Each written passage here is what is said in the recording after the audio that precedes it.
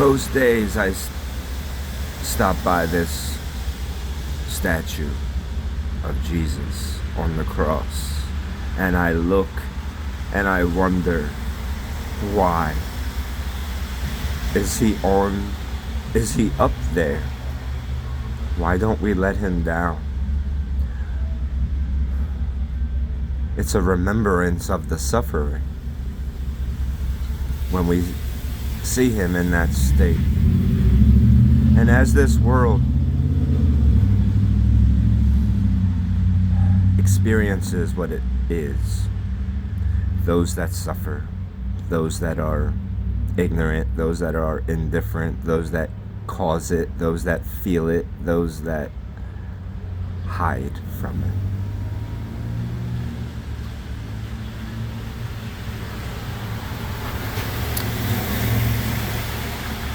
The last couple months I've been working at this seminary, cooking there for retired Catholic nuns and priests.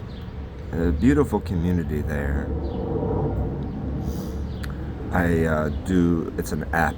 I do temp work. I go different places.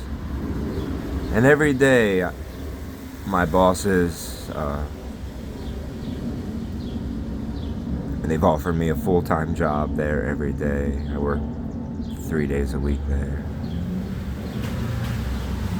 They thank me for what a great job I do. I looked this morning, all my shifts were canceled. I reached out to them, I asked them why.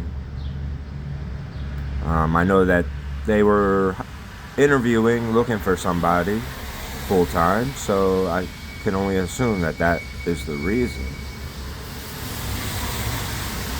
But they haven't replied to my messages. They haven't told me why. And I guess that's the life of a temp. But then I came on Instagram and I saw this reel about it's time to take Jesus down off of that cross. I've never heard anyone else say that. Maybe I live an isolated life. The things that I say, I don't hear anyone else saying them. Yet I do assume that there's many others in the world saying the same exact thing. I've just never heard it. These last 2 months working in that seminary was really a beautiful experience for me. Really helped me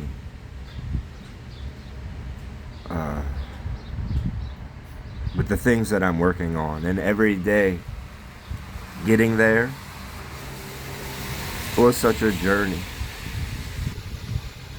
And there were so many lessons every day. The last day I worked there,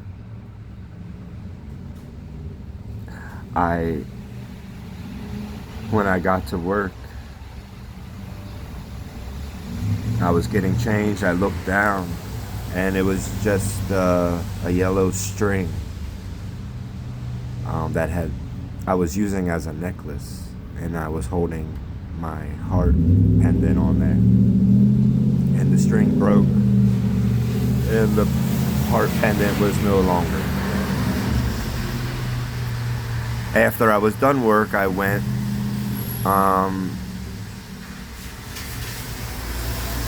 to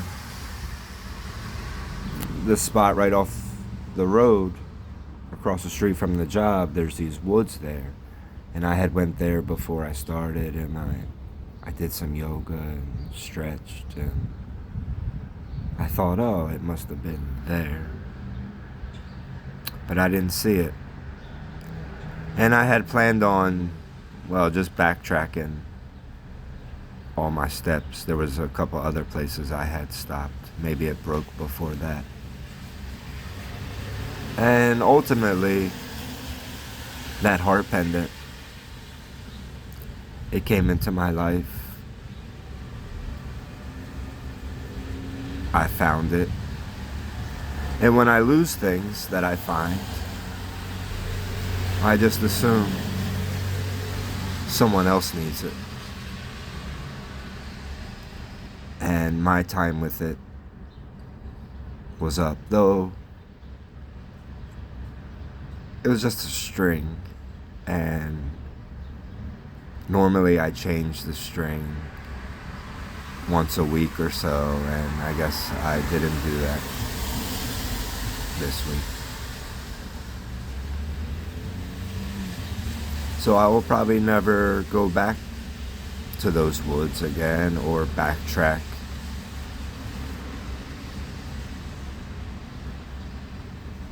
I must just let it go.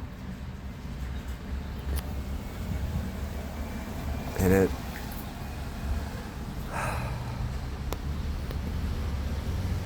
I really liked it. And I liked how I found it. Being in my heart. I found my heart.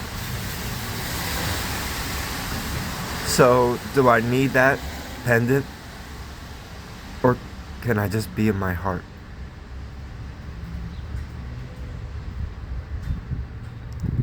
And just all these things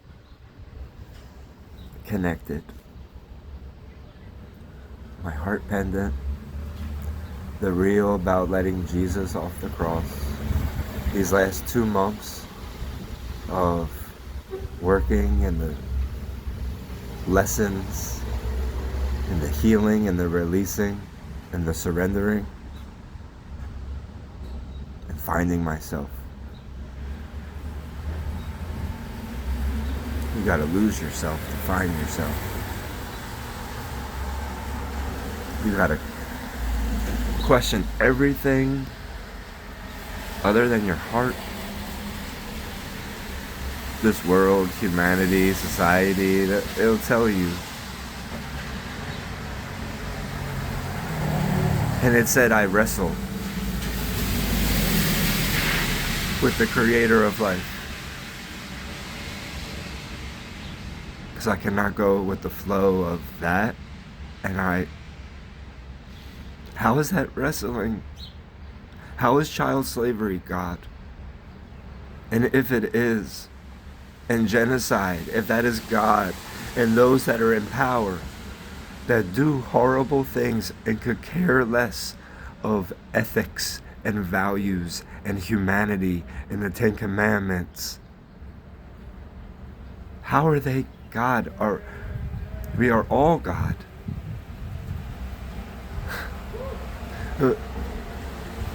As I'm presented with all this suffering, and it's like, here you go, feel and hold all this. And you've got this love and this compassion. And if I could be that, perhaps we could be rid of all this suffering. And suffering is part of life, yet not child slavery, and not genocide, and not endless war, and not mass incarceration, and not homelessness, and not poverty and hunger and unequal education. We are not respected. We are taught the harm of children's stories, the harm of soft truths, soft distorted truths, programmed to think that, we can't handle the truth. No, we are very capable.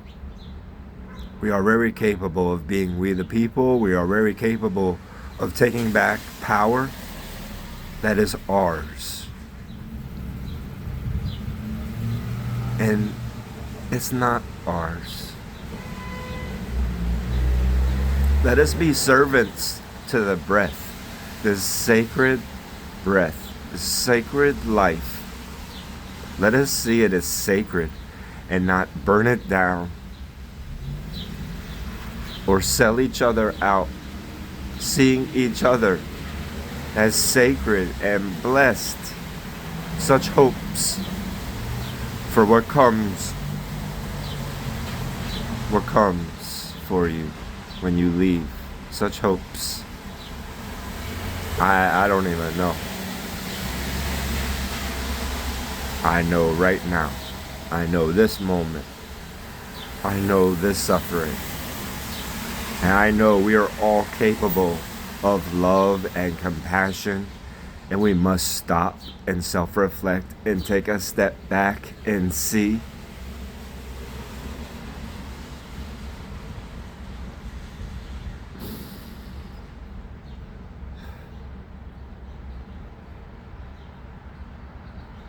Truly, can you stop?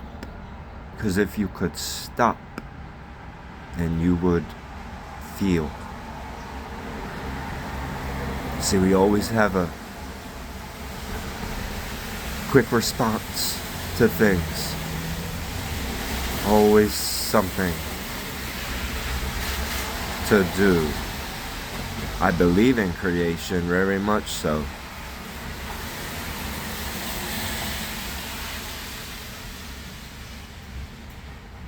Things that are created, they can be destroyed or they can thrive.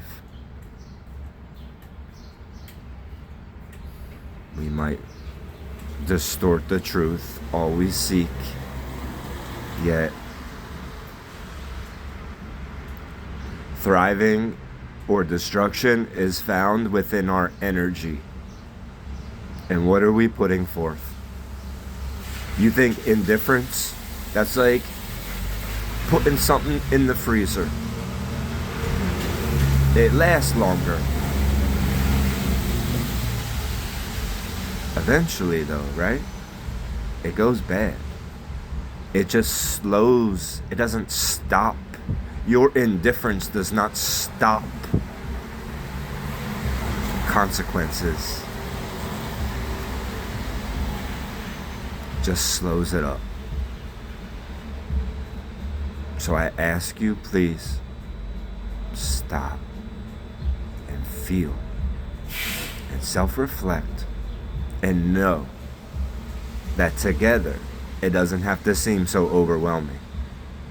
I know alone, it's like, what's the point? Well, here I am, alone, and I'm saying there is a great point. There is a great reason. But if you can't stop everything for a moment,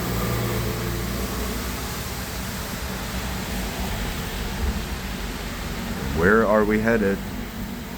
Is that where we want to head? We don't want to head to something far more beautiful. Everybody has to be right and have the last word and all this. No one's going to have me tell them what to do. Who am I to tell you what to do? I am not telling you to do anything. And I never have. I've been saying that this is the facts and the reality. And we deserve far better, and this is how we get there. And how we get there is taking a first step together. Things will work themselves out. You'd rather have a false sense of safety that leads to destruction than faith in doors opening and solutions presenting themselves, moving forward into the unknown, striving for a world. Do you care more about profit and whatever else than you do a world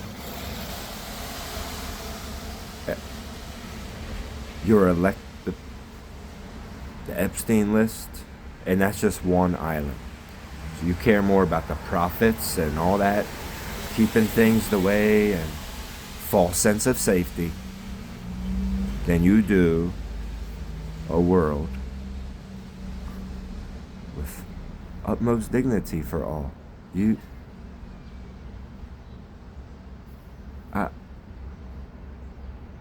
That truly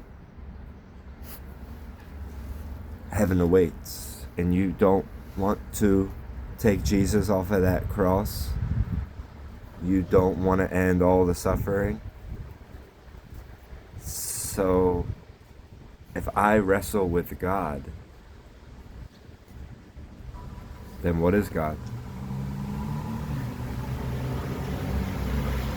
What is this? That's what I've been like completely bewildered about my whole life. What is this? People that talk about something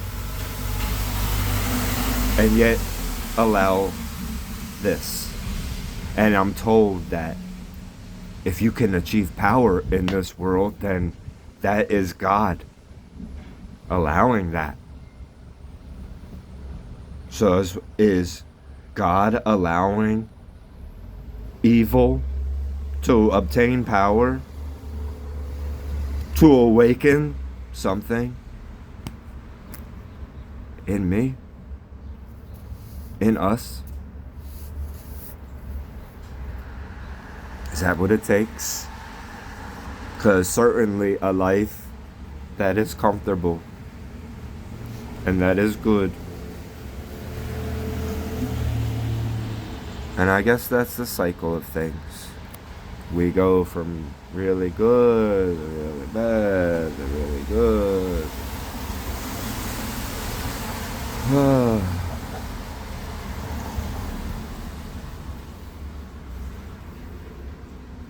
So I just want people to be honest. Like, this is a time of really bad.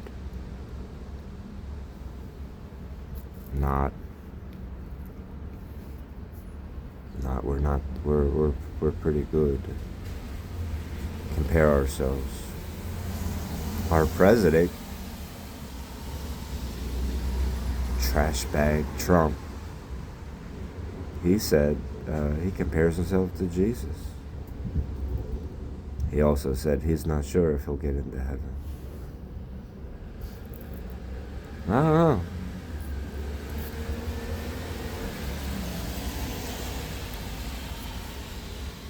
What truly is life, I wonder? Why I have thought like this my whole life, and people have told me, don't do that. Don't care about the world. Don't hold all the suffering. Don't dive deep into the collective suffering. They warned me. They said, you're gonna have a rough life if that's what you care about.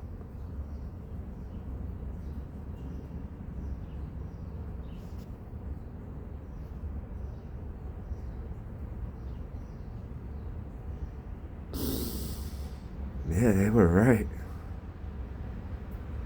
Yeah, I'm okay. I'm doing all right.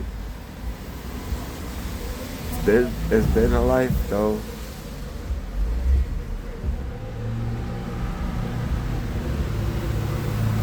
I have messed up.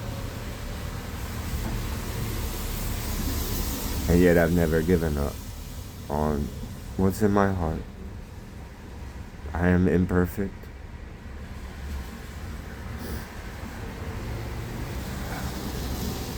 As we all are. That's no reason to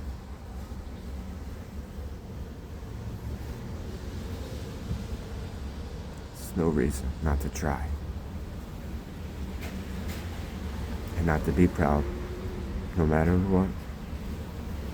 And hold ourselves with love and compassion. Bless our